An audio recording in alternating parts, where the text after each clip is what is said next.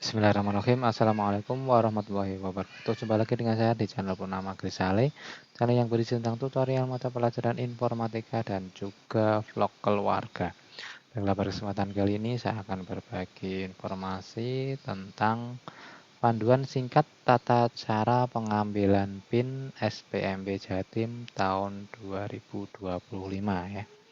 Oke, langsung saja ya kita lihat informasinya. SPMB Jawa Timur tahun 2025 ya, kita lihat dulu jadwalnya ya, yaitu pengambilan PIN oleh calon murid baru mulai tanggal 2 sampai 13 Juni 2025 mulai jam 1 sampai 23.59 waktu Indonesia Barat secara online ya. Kemudian setelah itu tahap berikutnya adalah verifikasi dan validasi dokumen oleh operator SMA atau SMK negeri ya, mulai tanggal 2 sampai 14 Juni 2025 jam 8 sampai 16 waktu Indonesia Barat di sekolah SMA atau SMK negeri yang terdekat ya. Oke, itu jadwalnya, jangan sampai ketinggalan ya. Kemudian ada tambahan lagi ya untuk jenjang ini ya, tes kesehatan untuk syarat pendaftaran SMK pada konsentrasi keahlian tertentu ya. Sampai 14 Juni 2025 jam 8 sampai 16 ya waktu Indonesia Barat, tempat di SMK yang dituju atau terdekat, puskesmas, rumah sakit pemerintah ya. Kita lihat pengambilan PIN. Silakan akses di situs spmbjatim.net, kemudian memilih menu pengambilan PIN ya.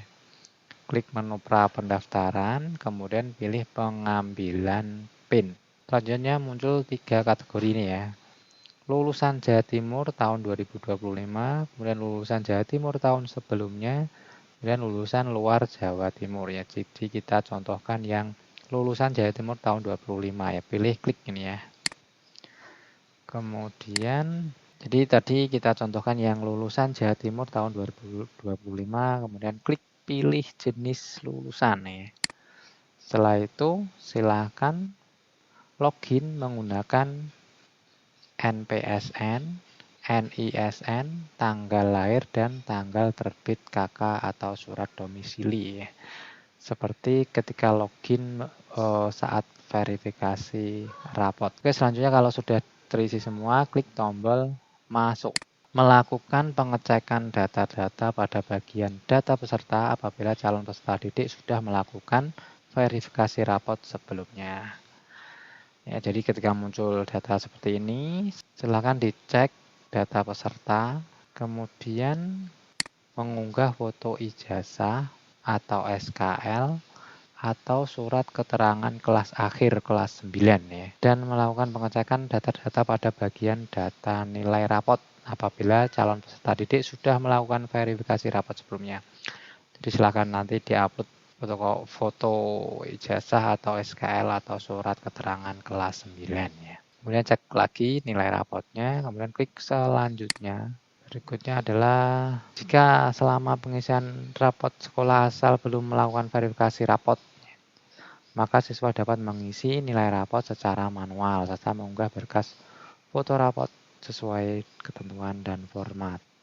Jadi silahkan ya, ini diisi datanya dengan benar. Kemudian ini isi rapotnya ya, jika memang belum melakukan verifikasi sebelumnya ya, silahkan isi nilai rapot. Kemudian upload foto rapotnya dari semester 1 sampai semester 5 ya. Kemudian setelah itu kita ke bagian data kartu keluarga ya. Calon peserta didik mengisi berkas sesuai dengan kondisi yang dipilih dengan penjelasan yang disediakan sebelum mengisi. Jadi silakan pilih kakaknya ya sesuai kondisi masing-masing ya. Dan jangan lupa ini selalu dibaca ya. Dibaca panduannya ya. Oke, selanjutnya di sini ada contohnya ya. Kondisi kakak, terus bukan penyandang disabilitas dan seterusnya ya, silahkan diisi sesuai dengan kondisinya masing-masing, karena setiap calon murid itu biasanya memiliki kondisi yang berbeda ya. Silahkan disesuaikan. Klik selanjutnya. Pada kondisi kakak, jika kakak kurang dari 1 tahun akan ada informasi tambahan mengenai validasi kakak ya. Jadi di dalam kotak ini ada informasi bahwa Jika kakak tersebut itu kurang dari 1 tahun, nah maka harus memenuhi ketentuan ini ya, silakan dipelajari.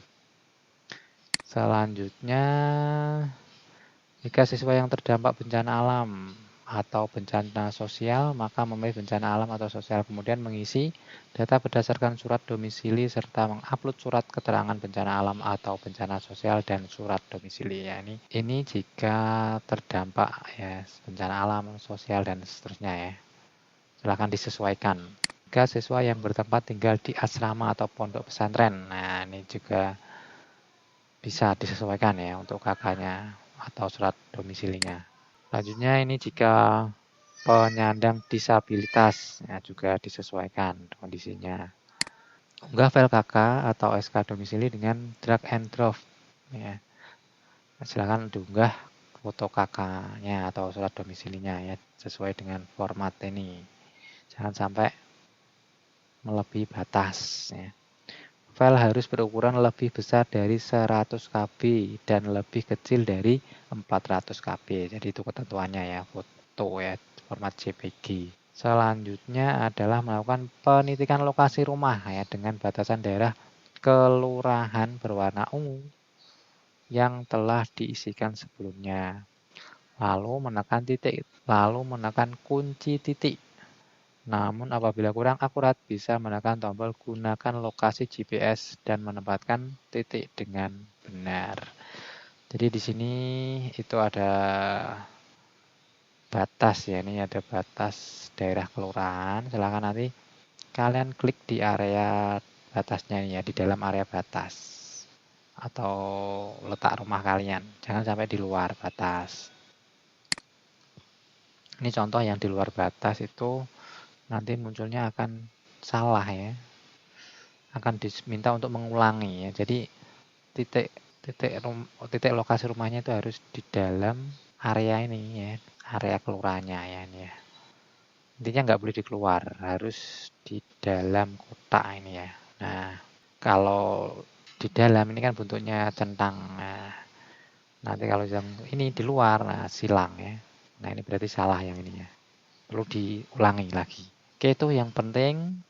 Selanjutnya adalah membaca dan memahami syarat dan ketentuan yang tercantum kemudian melakukan persetujuan. Ya, silahkan di sini dibaca dulu, baru nanti kalau sudah memahami silahkan diklik saya menyetujui syarat dan ketentuan di atas. Kemudian klik selanjutnya.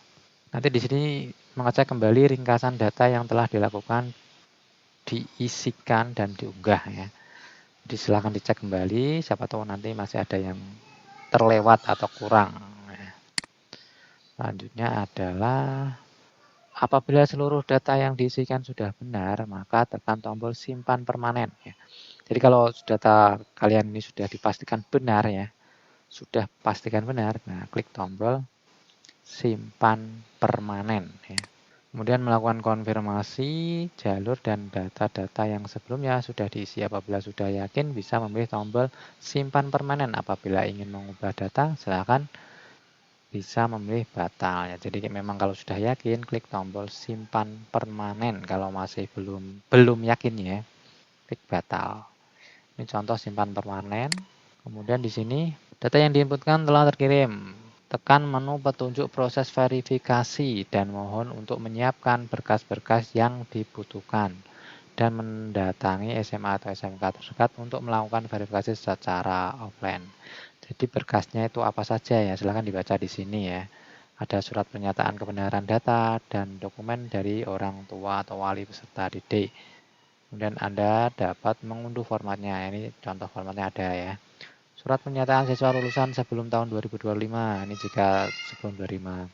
Dan fotokopi ijazah, SKL atau surat keterangan kelas akhir serta menunjukkan aslinya ya. Fotokopi rapot semester 1 sampai semester 5 MTS atau sederajat asal dengan menunjukkan aslinya. Kemudian fotokopi KK ya, kartu keluarga dengan menunjukkan aslinya. Dan jangan lupa kalau di SMK ya, silahkan juga lakukan tes kesehatan ya di sana supaya tidak kerja 2 kali ya kalau kalian itu mau melanjutkan ke tingkat SMK ya. Oke, setelah siswa melakukan verifikasi berkas di sekolah terdekat, maka siswa dapat menunggu PIN terbit dengan estimasi waktu 3 jam. Ya. Berikut tampilan saat PIN sudah terbit. Jadi estimasinya kurang lebih 3 jam ya. Atau mungkin hari esoknya dilihat apakah nanti sudah terbit atau belum PIN-nya. Dan ini contoh PIN yang sudah terbit itu terdiri dari 6 ya, kalau nggak salah 6 digit ya. Di sini ya PIN Anda. Nah, nanti akan muncul di sini PIN kalian ya. Kurang lebih 6 digit. Jadi kesimpulannya adalah lakukan pengambilan PIN secara online dulu ya, mengisi data, mengunggah berkas. Nah, setelah itu baru bawa berkas-berkas tadi itu ya, berkas fotokopiannya beserta menunjukkan aslinya ya ke SMA atau SMK negeri terdekat. Terus diingat juga kalau yang mendaftar di SMK perlu menyiapkan surat keterangan sehat ya untuk diverifikasi. Demikian yang bisa saya sampaikan, semoga bermanfaat.